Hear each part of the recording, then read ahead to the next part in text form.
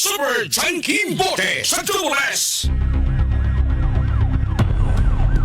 Paspas ang dagang sakdaan, minunot usab ang pagitib sa mga balita. Way hunong ang mga personahe sa News and Public Affairs Department sa paghagpat sa mga balita ikan sa pagkaumol nini ngadto na sa labing uwahing kalambuan sa balita o paghatod ini kininyo pinaagi sa Tubules News Roundup! Tubules News Roundup ang hiniusap paghatod sa balita karon o makalambuan nini dinhi sa Tubules News Roundup!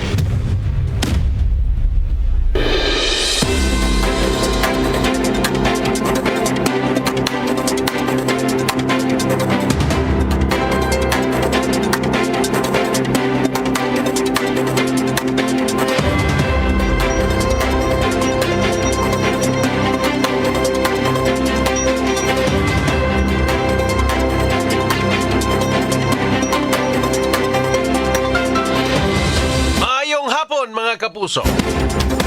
Sa mga lugar nga mabot nitong Sibya o sabi na sa mga partes Pilipinas. Welcome diri sa laing edisyon ng atong tulumanon ninyong tulumanon mga kapuso, ang WS News Roundup. Adlaw karon nga Lunes, Enero 12, 2026. Mga kapuso, ang tabi bagubanas pagtuki at mga dagkong isyu sa lokal, national ug international. Super Radio! Super Radio! Super Radio! Super Radio! Super Radio!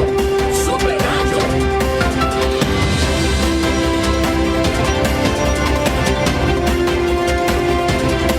Mga kapuso, ini ang inyong ubos na lagad sa kahanginan. Super John Kim Patindol Bote. Para sa mga nag-unang balita karong adlaw mga kapuso. Super Radio Local News.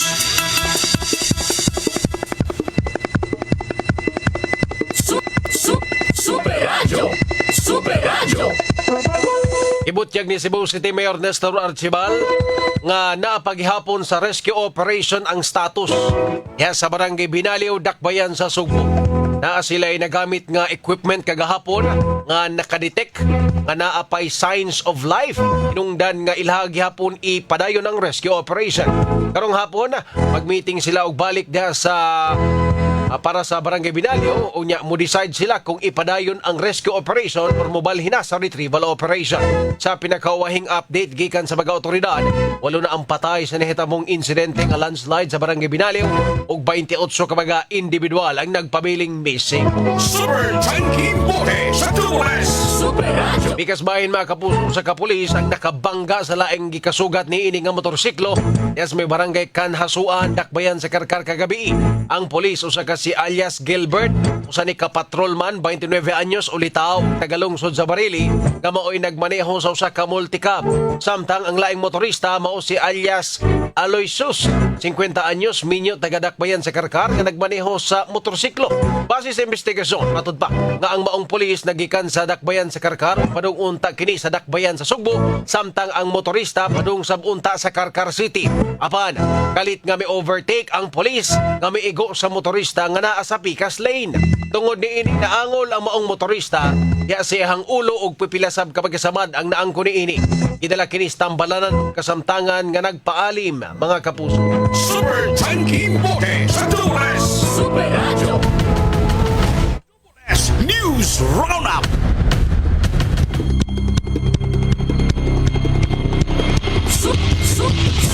Super Radio! Super Radio! Super Radio! Okay mga kapuso, arita subad na ito magahisgotanan diri sa ato ang tulumanon sa WS News Roundup. Super Radio! Ahon taning usa ka lalaki nga nag-drive samtang ang usa niya katiil gisangit sa bintana sa iyang sakinan. Ipatawag sa Land Transportation Office LTO-7. Driver's license niini gisuspenso sa LTO sud sa 90 ka adlaw. Og posible pa nga ma-revoke. Super Radio! Super Radio! Lagi na basta maggara-gara. Drive lagog tarong. No? Kanang pag-drive bagod mga kapuso, kung imong sagulan o gara-gara, dako kayong puruhan maaksidente ka.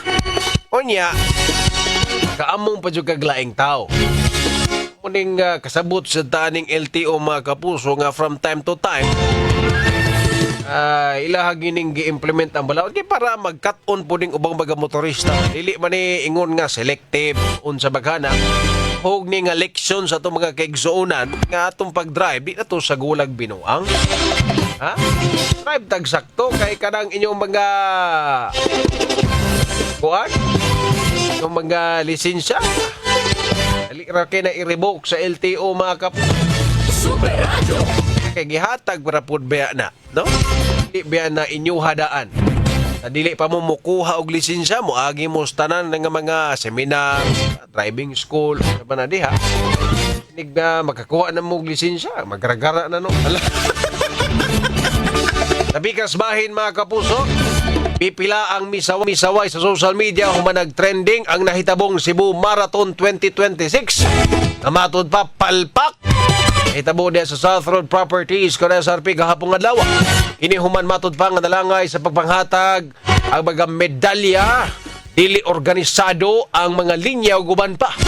Naa sa kinatibok ang 11,000 kabaga runners ang miapil sa maong kalihukan nga nagikan sa 47 kabaga nagkadaiyang nasod.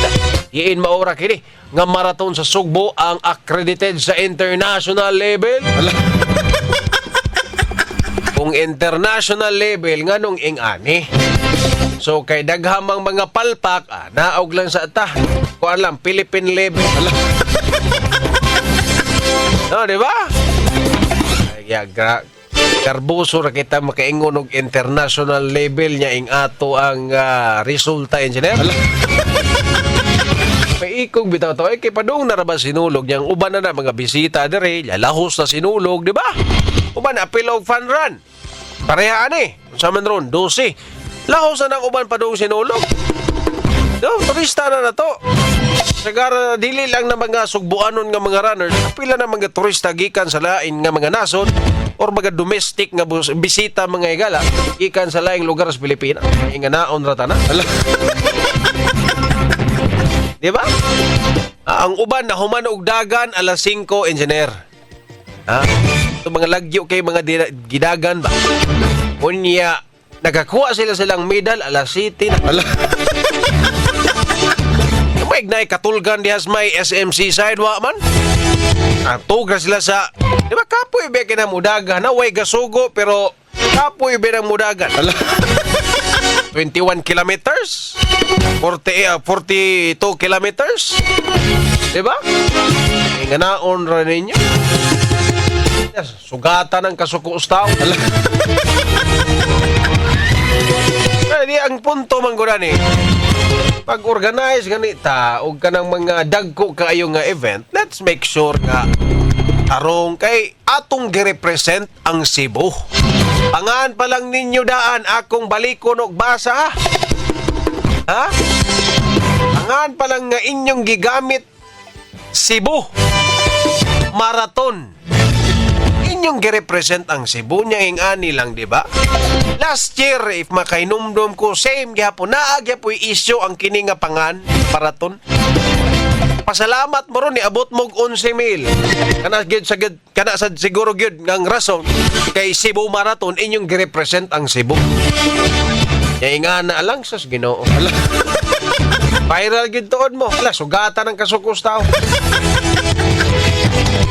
Bikas bahin mga kapuso, usa ka lalaki dadakpan human nag-alarikmar nangawat og manok igtatari sa miaging gabi sa Purok 1 Barangay Mainit, Dakbayan sa Naga. Ang suspect mo si alias Rikmar, 25 anyos, ulitaog, taga Barangay Langob, lungsod sa Argao. Kini si Rikmar sikat na ni nga content creator.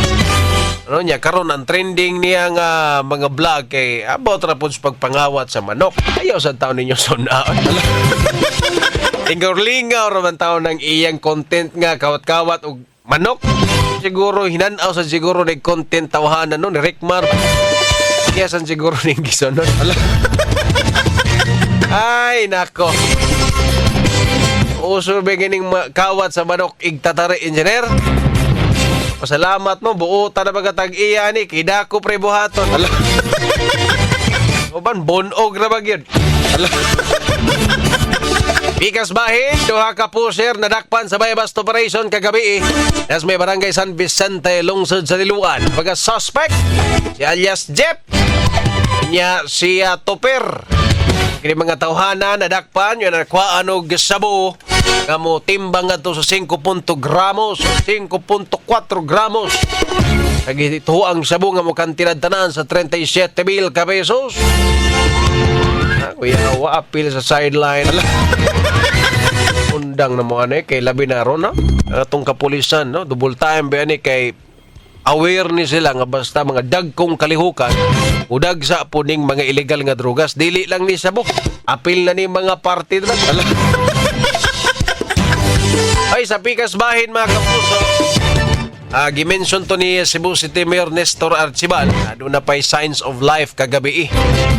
Ang kaproblema lang niya na medyo lisod gyud ang kahimtang dito, no? Kaya dako man tong landslide ang nahitabo sa Binaliw. Unya nihangyo ang Cebu City nga dias Konsolasyon nga kung mamahimo mulabay ang syudad diha sa Konsolasyon nga landfill. May pulog, barangay pulog ba na? Tabay sila diha sud lang sa 30 ka adlaw. Naate mga nadunggan nga istorya mga kapuso nga nagipanglabay kunog bato ang kana mga truck sa basura nga mulabay dias Konsolasyon. Ang mua lang hangyo raman in town ni mga kapuso. Wa man natuyo ang landslide manggod mga taga Konsolasyon. I hope makasabot ta sa kahimtang sa Cebu City karon nga nangita pud mi og laing alternative nga kalabayan. Di man na permanente ba? No, ayaw lang sa taon ninyo pasakiti ato mga drivers diha kay nakadungog tag istorya ipanglabayan kunog bato. Di sad gyud mao. No? Kay kanang landslide sa Binaliw, wala na namo gigusto. Walay nagkagusto ana nga mahitabo na nga trahedya nga mukalas og 8 ka mga tawo nya 28 ka missing. No, wala na tuyua. Una nga mamalihog lang sa taon may magkaabot nis mga residente nga namato daw kuno. Okay, nakadungog tag istorya ang gibato daw tong mga truck nga ni anha dias may Konsolasyon. Ayaw lang sa taon, no? Kay kini ang amua kanang kuan naman po ni hangyo man po niya dili man ay permanente. No, 30 ka adlaw ra man in town, no? Nya ang mayor sa dakbayan sa Sugbo mga kapuso nangita po og laing alternative, posible ang Mingla. Sin makadungog na sa tag storya diya nga mobabag mo. Wala in town ni tuyo at trahedya in town ni. Magtinabang nga ita. I hope nga mutabang sad mo kay maube gini kuan, no? Dili na siya kinaiya Sugboanon nga kung naay trahedya mahitabo di magtinabangan. Mga Sugboanon man ta. Tinabangay lang ta, no? Kay wa man sa ginatuyuan ang nahitabo sa Binaliw. Kung adunay mga lapses, nag-imbestigar ng DNR mga kapuso. No, kung angay silang silutan, din silutan. Pero kanang landslide sa landfill, o entaw na tuyuan. Kinsa magdahom nga mahitabo na. So karon, lain na gamayng hangyo na to. Sugot naman ang mayor sa Konsolasyon mga igala. I think ang barangay Pulog sa Konsolasyon isugot na po ang ilahang konseho. Pila raman kaadlaw. Ayaw lang ninyo hilabti ang ato ang mga drivers nga mokolekta og basura. Kay hapit na pud biya ang sinulog niya mo ginigi kabalakan ang pagbulto o pagdako sa mga basura, pagdaghan sa mga basura mga kapuso. Pinainig sinulog mo ora bagay nay musaka og pag-ayo ay dako nga kalihukan manggod sa Cebu City. Gamay lang pagsabot, no? Kan sa mga residente. Anyway, dati pa tayo matusunahan.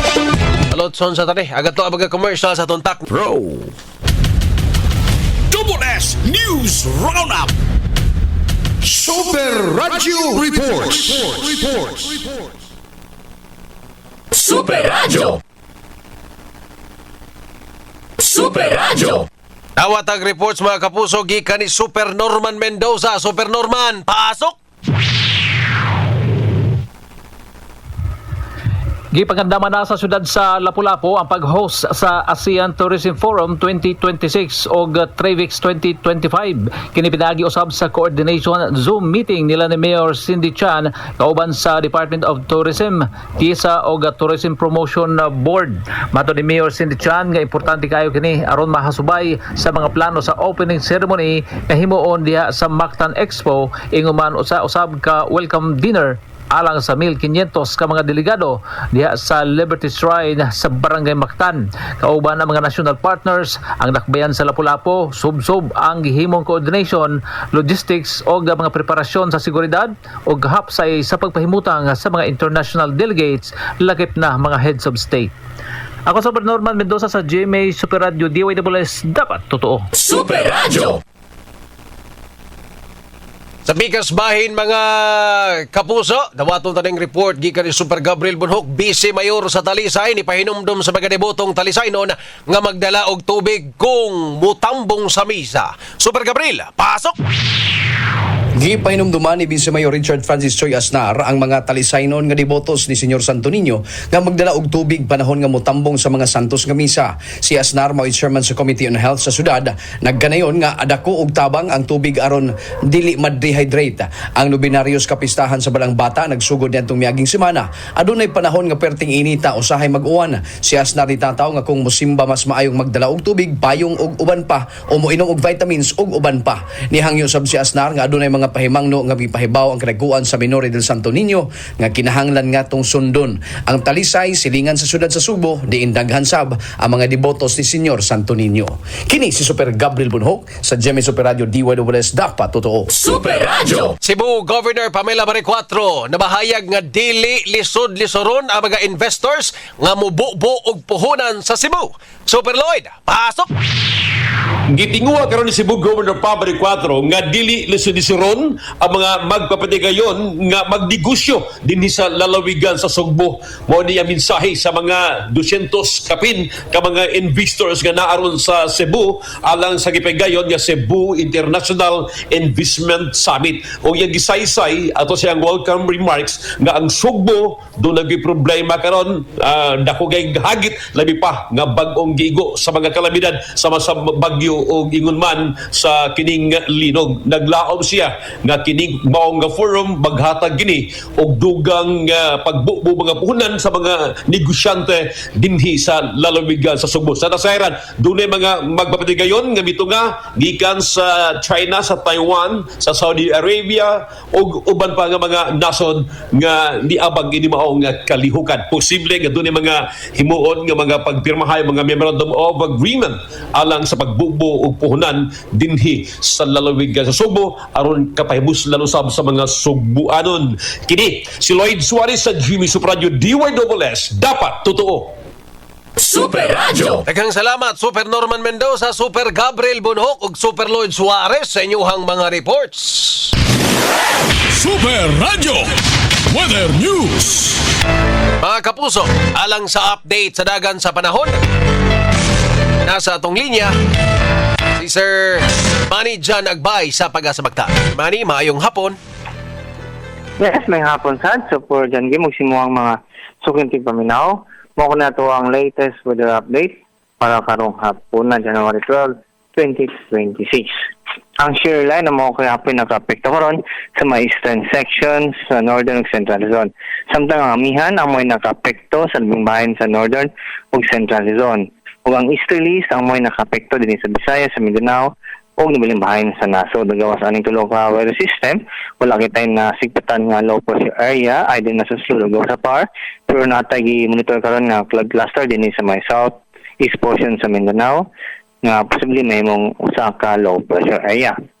Ug para sa tuwang forecast para karong adlaw para din sa Metro Cebu, langit na sa tibok probinsya sa Sugbo sa sunod nga 24 oras, max natin gyapon tawag generally poor weather condition with yung nagbi chances mga isolated rain showers o thunderstorms o gumikan gyapon din sa easterlies. So posible gyapon ng mga urban flooding sa Sugbo o mga landslide labi na kung may mga severe thunderstorm. Ug para sa kahimtang sa tuwang hangin sa tuwang kadagatan, in terms sa hangin, ang tibok probinsya sa Sugbo kay mga kasnati ug hinay ngadto sa kasarangan nga hangin nga nagagikan sa amihan ng silangan ngadto sa amihanan din ang balod sa tuwang kadagatan, malinawon ngadto sa kasarangan ang mga pagbalod.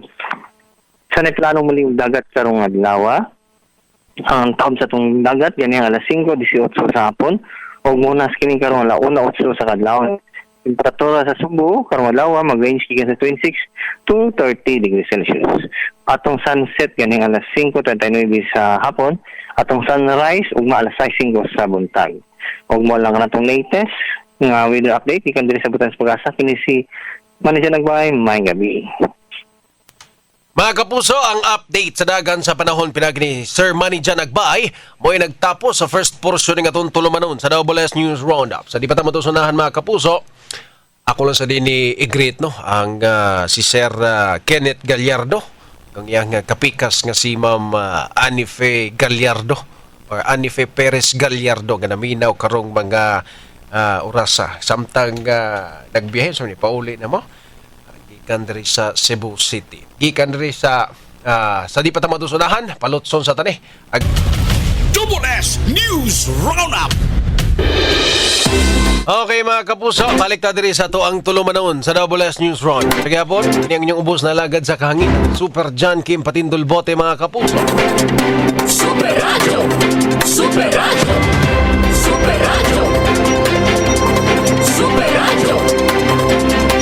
Super Radio. Okay. So, mga kapuso, ni viral gito no, ang katong ang Senator Amy Marcos wa mag-sleeveless engineer. Awahin na ta kay Sabado man na to if wa ko masayop. Sabado to na hitabo pagbisita ni Senator Amy. Dagkot kuno siya dia sa Basilica Minore del Santo Niño. Ya. Gikahiubsan lang sa uban na viral siya kay nganong gipasod nga naka-sleeveless man abi ba na mog stricto ning Basilica. Starstruck to ang mga gwardya engineer. Kita dito nga, uy, igsuo ning BBM. So, muna mga kapuso, pero ang katong lapses, if imong tanawon og maayo, hadili beto kuan ni Senator Amy, kini binataga Cebu, Senator Amy si oo ana niya diba sa Basilica nga na din ni mga balaod nun. No nam giuban nga wakibaw nga bawal din ang musulob og mga sleeveless.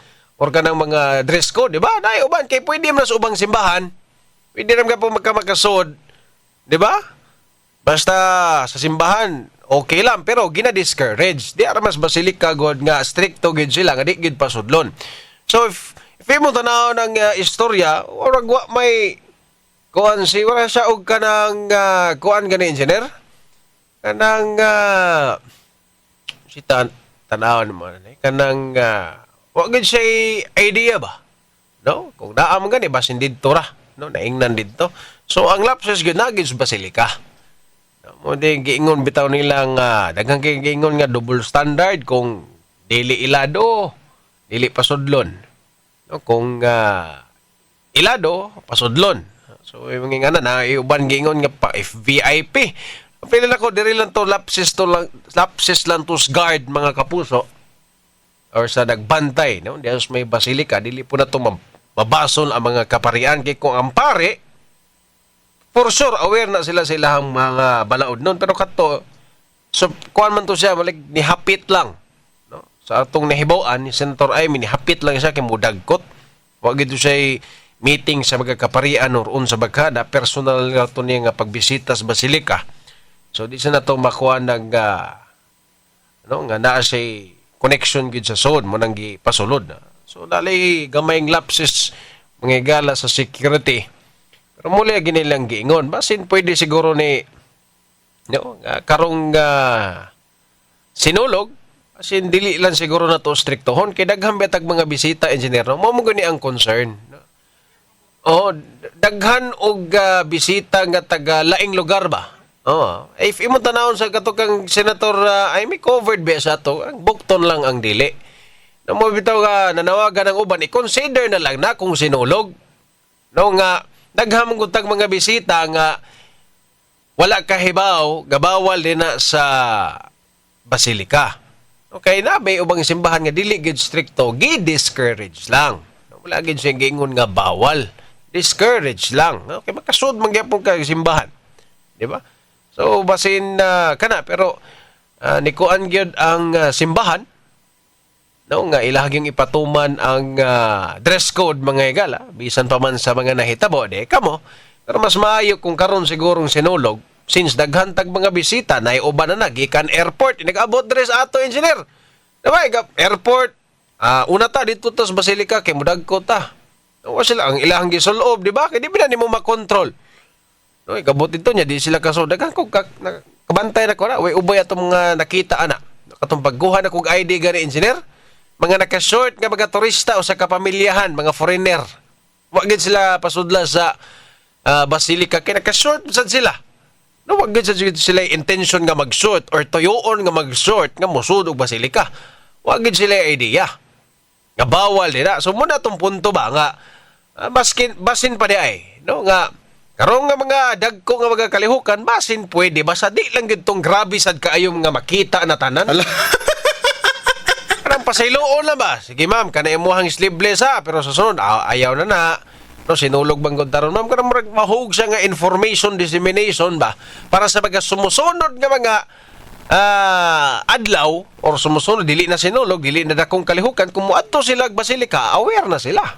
Diba? Labi na sa ito mga turista atong gamiton ang himong opportunity ang kapistahan nga to encourage, to educate ang sa uban ba nga kung musod mong simbahan dapat presentable, formal, no? Diba? Kaysa sa ingana nga ito na lang pagawson, no? Di na lang na ito pasudlon sa simbahan. Nay daghang simbahan. Hindi naman sa hinoon ang Basilica mga igala, pero nagatuwa lang, why not consider it? No? Daghang mga bisita, gikan sa laing nasod, gikan sa laing mga lugar sa Pilipinas, nga why idea sa inyuhang protocol nga gipatuman diha. No? So, if ato nang gamiton as opportunity, nga sabwag niya sa katauhan nga okay, pwede na, dili na siya pwede, pero mayon tag gamito na to ni nga higayon nga, ma'am, sa sunod magkuan na ka kanang formal or appropriate attire, pasudlon lang sa kanamo ron ma'am, pero next time ha, padili na, di ba? Mas nindot sa siguro, karon lang unta tong sinulog. Pero kamo man siya nagdaan na pasundlon, basta dili sa gyud kanang grabe makita naman. Kanang gamayng palid hangin makita na musaka na. Kita ng mga ang pusod, kita na ang hawak, makita na ang mga kanang grabe na jud kayo kabaga revealing kana siguro di na sad siguro na angay pasudlon no kay parang dili man siguro na pang simbahan.